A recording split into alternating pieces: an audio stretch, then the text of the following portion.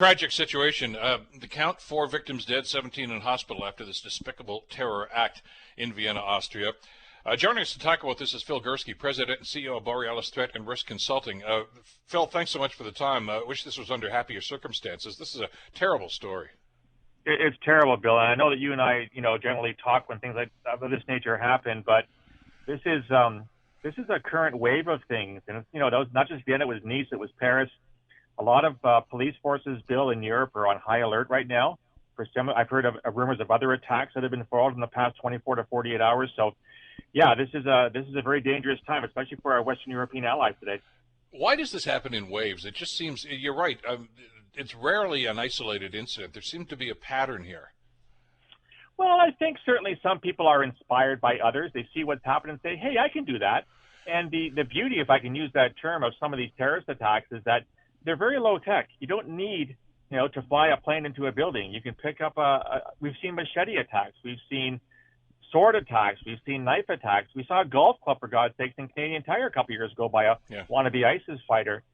The simplicity of the attacks, the attention you're going to get, the world events, whether it's the Muhammad cartoons or the elections in the United States or whatever, just seems to bring people out and saying that, hey, I can be famous too for my 15 minutes in an Andy Warhol kind of way.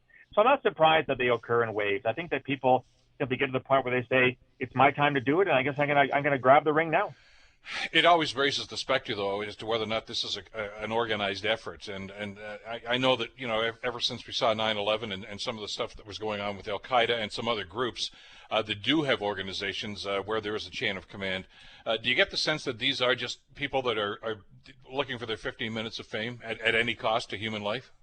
I do, Bill.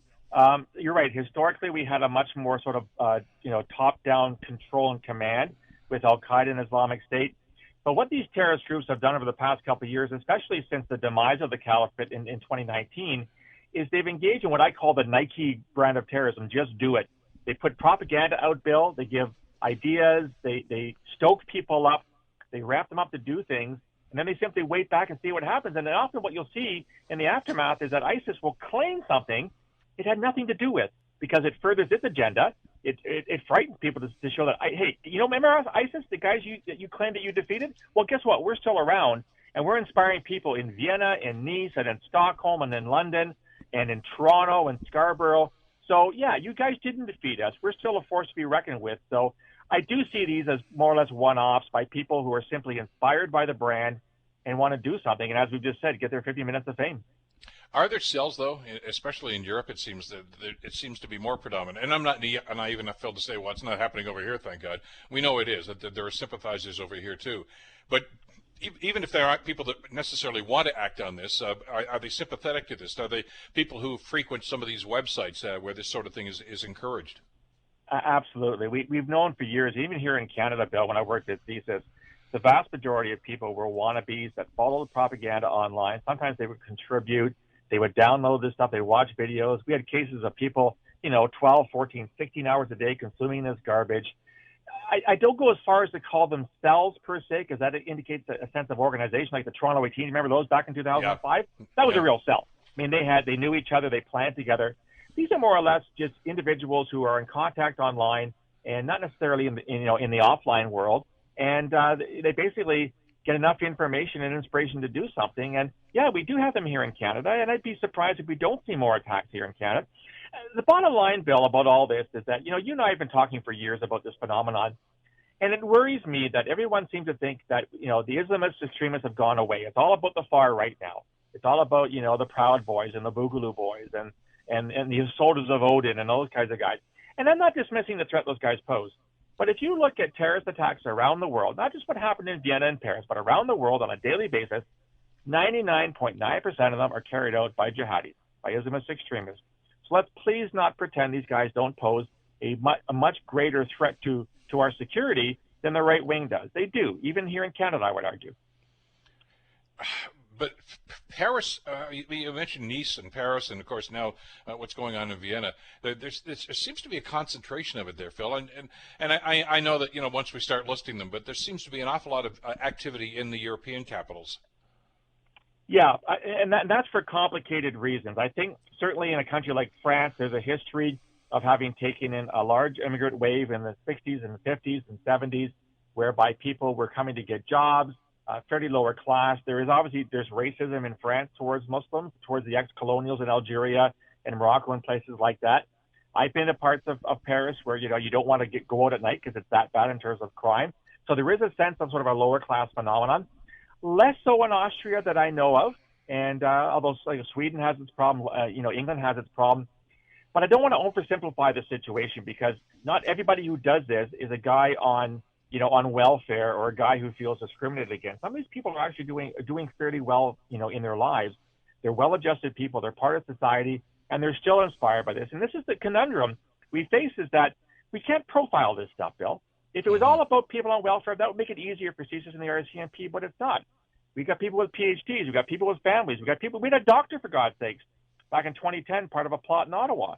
And so when you can't profile it, it means you have to, base it on the intelligence you have, the information you have, both domestically and internationally, to try to put these pieces together. And I would caution against an oversimplistic look at what is driving all this stuff. But when this happens, and we've already seen evidence of this on social media, even with this most recent attack, Phil, there is pushback, and there's the characterization that, they're all the same. They're all jihadists, and God knows there's some people in high public office that validate that sort of stuff on a pretty consistent basis. So that's part of the result of this, quite aside from the terror and the death that this one caused. Is that part of the plan too, to make sure that, in other words, to rile other people that might want to join the cause and say, you're right, all these other people hate our guts, it's time for us to do something? Almost like a recruitment tool? In a way. So, Bill, you and I are old enough. Remember playing pickup baseball when you were a kid? Trying to decide who was up at bat first? Yeah. And you put one fist over the other? This is what these guys are doing. They're basically, they're outgunning and they're outperforming each other. So the Islamist extremist does something, and then you get a far-right attack against a mosque, for example. Then the Islamist extremists say, look at that. And I think a prime example of this actually took place, if memory serves me correct, in Sri Lanka a couple of years ago, where there were some major attacks against mosques, which invited attacks against Christian churches, which invited more attacks against mosques. So you do get a ramping up, and they do feed against each other because they're both hateful, intolerant people at their core, Bill, and they want to cause mayhem, and they have no tolerance for anything that's not like them. So yes, I think that you do have these sort of one-upmanship games when it comes to terrorism. I'm not saying it's planned that way. You just have a lot of actors together from different sides of the spectrum, and they see what's happening with the other side doing, and say, well, you did that to my people. I'm doing this to your people. And there's basically a lot of hatred on both sides, and it gets us in a much worse situation. So, again, the jihadis pose by far the greatest threat as far as I'm concerned, but it doesn't mean that, the reaction by the far right and the neo-Nazis and the white supremacists isn't also something to worry about. But clearly there's concern here maybe about copycats, because I know there's a stay-at-home order in Vienna right now. They don't want kids going to school. They don't want people wandering on the streets unless they're absolutely necessary. Almost, I'm thinking, Phil, there's an anticipation that there could be another shoe drop here. Yeah, and my understanding on this particular story is that officials are not sure they got everybody, i.e. they think there may be more people involved in this particular time in Vienna. So in other words, this may have been a cell, as you were referring to earlier. They may have identified their intelligence service. They may have identified members. Don't forget, this guy that carried out the attack in Vienna, he was in jail because he wanted to join ISIS a couple of years ago. He was sentenced and he got out early. So he may have made friends in jail who also have been released. So I think that the security services, which they're a small security service, but they're competent, and the law enforcement authorities are just making sure that they know where everybody is, who's intending on taking kind of action, and they want to make sure that no one else gets killed or injured in the way that what happened the other night in Vienna. So how do we defend against something like this? I mean, we've talked in the past about this, Phil, and I know you were involved in this years ago. The agencies that have eyes on this, that are tracking this, and as you say, they knew of this individual before. You can't be everywhere all the time, and you can't be tracking all these people all the time. But there is a methodology that's being used, is there not? There is. And so obviously CSIS and the RCMP in our country, they have the legislative mandate to identify people, to investigate them. In the case of CSIS, there's a mechanism to share intelligence with the RCMP, which allows them to launch their own independent investigation, which could lead to arrests and criminal charges. Both agencies, to the best of my knowledge, are operating flat out right now, Bill, and COVID's just making things that much more complicated. I just hope the Trudeau government realizes that these organizations need to be staffed to their full complement. In fact, they need to have their staffing increased because we're dealing with a multiplicity of threats. Again, it's not just the jihadis, it's the far right. There could be a burgeoning far left extremist movement in this country at some point as well.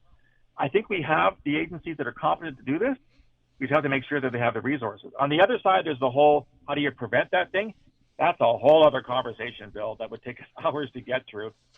Suffice to say that there are some things you probably can do to try to prevent people from consuming this kind of stuff, including taking down hateful material on the internet. But you know as well as I do, that's a whack-a-mole game, because you take down one and 10 more come up tomorrow. So, you know, I'm biased, having worked for CSIS. I just hope that my colleagues have the men and women they need to do their investigations properly, so we can stop things like what happened in Vienna and in Nice and Paris from happening here in Canada.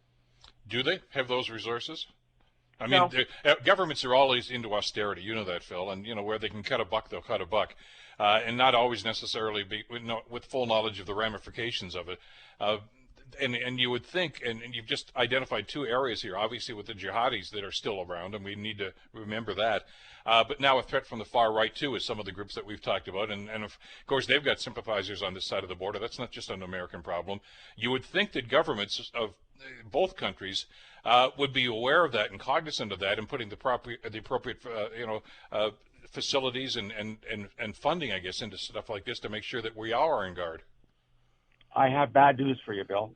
Oh, I don't think this government understands national security. I don't think it sees it as a priority.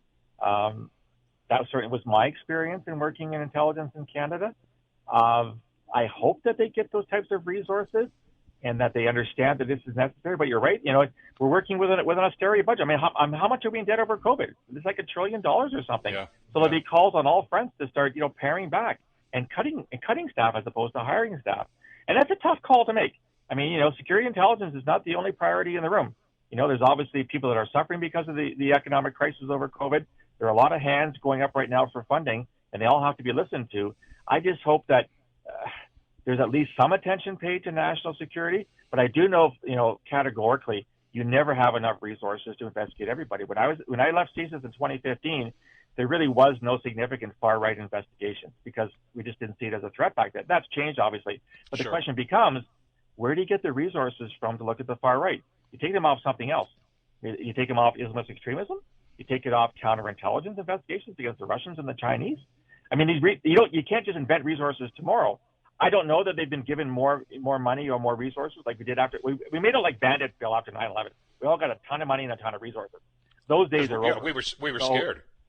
We were, and rightfully so, because we didn't know when the other shoe was going to drop. And in fact, we do see some major cells like the Toronto 18 in the mid-2000s, like the Ottawa crew, like the BC crew. I mean, there were a whole bunch of plots that we were able to foil thanks to the RCMP and CSIS. I'm guessing that my colleagues are, again, I said it before, are going flat out with what they're doing.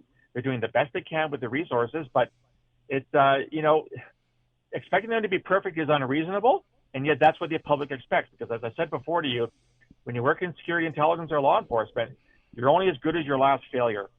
So when you mess up and people die, it's your fault. Regardless of whether you didn't have enough resources or money or time, you're expected to be 100 for 100. And as the IRA told Margaret Thatcher, Bill, way back in the 1990s or 80s, you have to get lucky 100% of the time. We have to get lucky once. A lot of these guys are getting lucky. Exactly. Well, you know how government works anyway. I mean, if they've got 5 guys that are monitoring, internet for activity like this, and did you catch any bad guys today? No. Well, probably you just need 2 then. Well, these other 3 positions are redundant, and then we're the ones that pay the price for it. And the best example of that, you already talked about this. Remember the thwarted attack of the guy that was going after the mosque in London, over in the Cherry Hill district in London a couple of years ago. And if it weren't for the 5 Eyes, and I think there was somebody in the UK that actually said, "Hey, look out for this guy." Yeah. Yeah, and that's one thing. I'm glad you raised that point, Bill, because we have tremendous relationships, not just with the 5 Eyes. You know, CSIS has this ability under what's called Section 17 of its act, the CSIS Act, to enter into a sharing relationship with any intelligence service anywhere in the universe. And I certainly, visited many countries with which we shared intelligence. They gave us some, we gave them some, and that's been great. We're a partner in good standing with a lot of countries around the world who are like-minded, who can share intelligence, share best practices, and that's a good thing. And I hope that continues, because they're just as strapped for resources as we are. And I think the only way to get by this problem is if we all work together to try to identify the people who pose a threat, investigate them, stop them, arrest them, charge them, and incarcerate them before they do something nasty. Phil, always a pleasure and always reassuring to get you on the program to talk about after these horrendous events. Thanks so much for this today. Thanks very much, Bill. We'll talk soon. You too. Stay well. Phil Gurski, President and CEO, Borealis Threat and Risk Consulting, of course, former member of CSIS.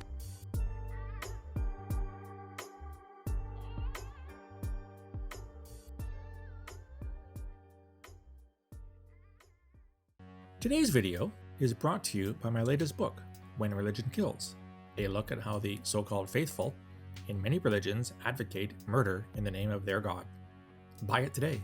Just click on the link in the text portion of this podcast.